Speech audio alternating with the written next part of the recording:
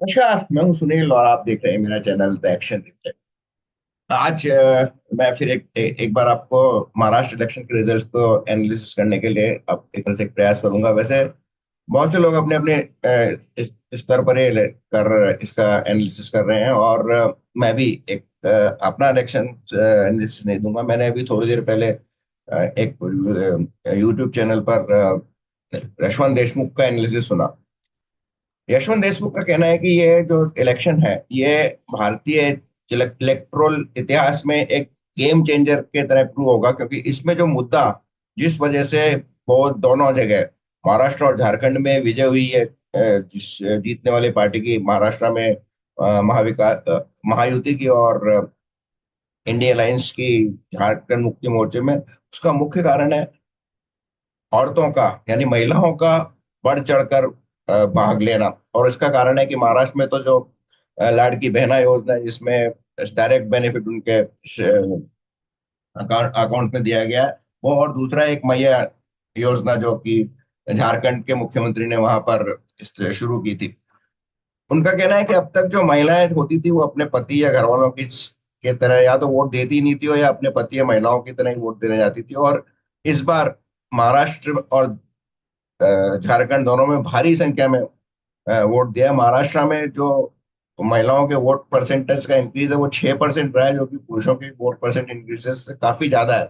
और कई जगह तो एक खबरें भी आई हैं कि महिलाएं 500-500 के झुंड में बनाकर वोट देने गई थी, और ऐसी कुछ चित्र, फोटोज सोशल मीडिया पे और मेन मीडिया पे भी दिखाए गए थे। तो महिलाओं का उनका कहना है कि एम्पावरमेंट बहुत इंपॉर्टेंट था। झारखंड में वो कहते हैं कि महिला का पहले जो दौर का चुनाव था उन्होंने उसमें वो 6% ज्यादा पुरुषों से वोट पड़े थे उनके, और दूसरे में लगभग बराबर पड़े थे, जो कि एक तरह से कुल मिला के कहें तो महिलाओं के वोट ज्यादा थे। उनका मानना है कि इस तरह का जो direct benefit to the women है, ये कोई फ्री भी नहीं है या कोई रिश्वत देने वाली चीज नहीं है महिलाओं को। महिलाएं इस जो पैसा मिलता है उससे उनके परिवार के वेलफेयर के काम में लेती है, बच्चों के एजुकेशन के काम में लेती है, न्यूट्रिशन के काम में लेती है, और कुछ महिलाएं जो छोटा मोटा उद्योग चलाती है उसमें काम में लेती है। तो इस तरह ये फ्री भी नहीं है, एक टोटली एक वेलफेयर स्कीम है, और ये उनका स्वागत करते हैं। मेरा भी यही मानना है कि ये एक वेलफेयर स्कीम नहीं है। अगर डायरेक्ट बेनिफिट लिमिटेड अमाउंट का आप अगर देते हैं तो डेफिनेटली ये चाहे वो पुरुष हो चाहे मतलब महिला हो, उनको सामाजिक रूप से बहुत मदद करता है। मैं ये नहीं मानता फ्री बिजली, फ्री ट्रांसपोर्ट, फ्री पानी ये नहीं दिए जाने चाहिए। फ्री में तो कुछ भी नहीं जाना चाहिए, क्योंकि उसमें फिर वो जो लोग बाग हैं उस चीज का मिसयूज करने लगते हैं। जैसे जैसे अगर आप 100 लीटर पानी यूज करते हैं तो आप 200 लीटर यूज करने लगेंगे। बिजली अगर आप 1 यूनिट या बहुत ही किफायत से जलाते हैं, पर चूंकि 100 यूनिट फ्री है तो आप ये देखेंगे कि 100 यूनिट ही आप यूज करें।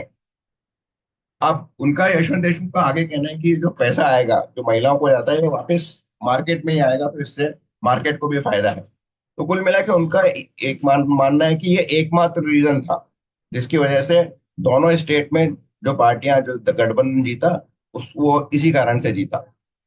वो ये नहीं मानते हैं कि अ, जो कटोगे तो बटोगे का नारा या वहां पे काम में दिया है यहाँ पे या वहां पर झारखंड में जो घुसपैठियों का मामला जो बीजेपी ने बहुत जोर शोर से उड़ाया था वो हुआ।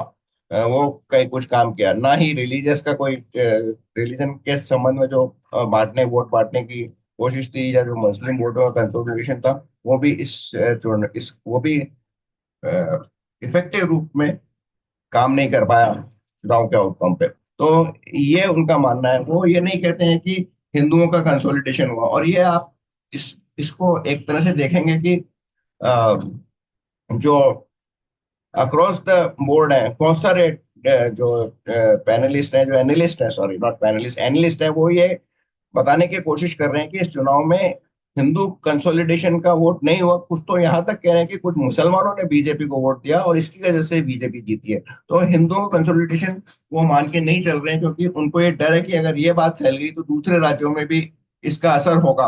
और उसको निगेट करने के लिए पहले से ही जो वामपंथी या विरोधी दलों के समर्थ के से सहानुभूति रखने वाले पत्रकार हैं वो ये कोशिश कर रहे हैं कि ये मुस्लिम वोट बीजेपी को पड़े हैं और कोई हिंदू वोटों का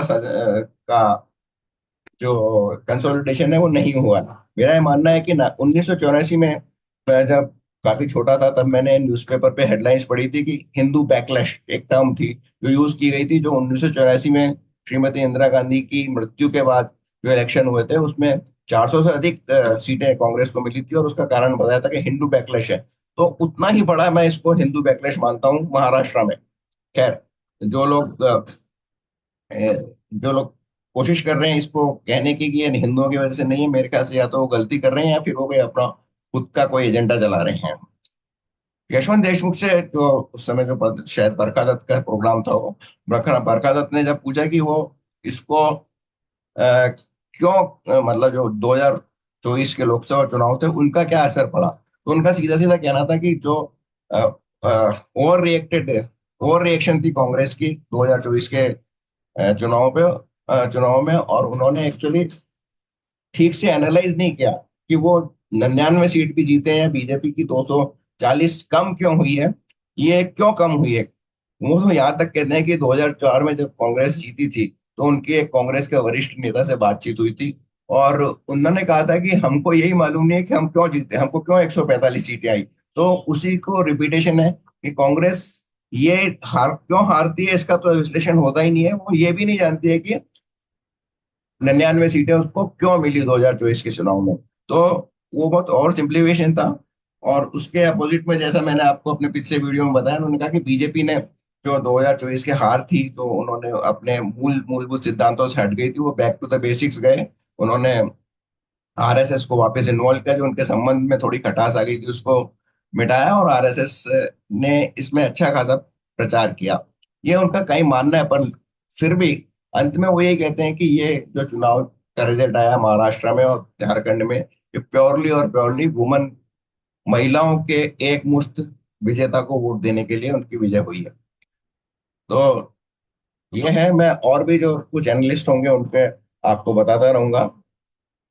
झारखंड में मैंने आपको कहा था कि एक कारण, हाँ, झारखंड में वो चुनाव का वो जो देशमुख बता रहे थे, उन्होंने ये भी कहा था कि जो बीजेपी जो मुख्यमंत्री हेमंत सोरेन को गिरफ्तार किया गया था ईडी द्वारा, उसके भी उनको सहानुभूति मिली है, और उन्होंने उसका जो भरपूर फायदा, जो उनकी पत्नी कल्पना सोरेन है, उसने ना 2-3 महीने तक गांव गांव जाके प्रचार किया और उसका भी उनको फायदा किया। ये पॉइंट मैंने आपको भी बताया था। बस जो देशमुख मुझसे मेरे पॉइंटों से एग्री नहीं थे, वो यही थे कि आरएसएस का वहां पे रोल बढ़ गया था, और हिंदू बैकलैश वो मानने को तैयार नहीं है। तो मैं इसके बाद कोशिश करूंगा राजदीप सरदेसाई की क्या रिएक्शन है वो भी आपको बताने के लिए, कि आपने डायरेक्टली देखी है तो अच्छा है, नहीं नहीं देखी तो मैं आपको उनके व्यू भी बताने की कोशिश करूंगा। तो इस अंक में इतना ही। फिर दूसरे बार दूसरे दूसरे एनालिस्ट का एनालिसिस लेके मैं आपके साथ वो बताऊं वो उपस्थित होऊंगा। नया चैनल है, आपसे आग्रह है कि आप इसको सब्सक्राइब कीजिए, और अगर अच्छा लगा तो शेयर कीजिए, और अपने दोस्तों के साथ इसको लाइक कीजिए। बहुत बहुत धन्यवाद।